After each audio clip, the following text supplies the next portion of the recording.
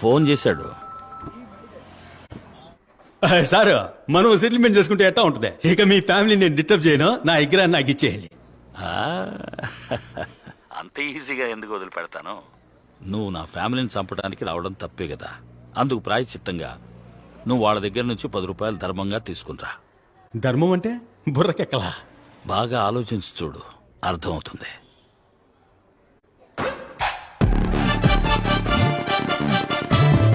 వాడు నిన్ను అడుక్కోమంటున్నాడు వర్మ.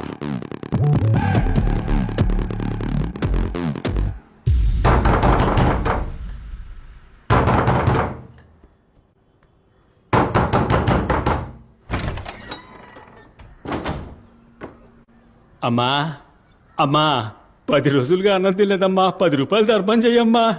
ఏంటిది కాంపౌండ్ లోకి వచ్చి బిచ్చం అడుక్కుంటున్నావు? బాగా ఆకలిస్తుంది తల్లి, 10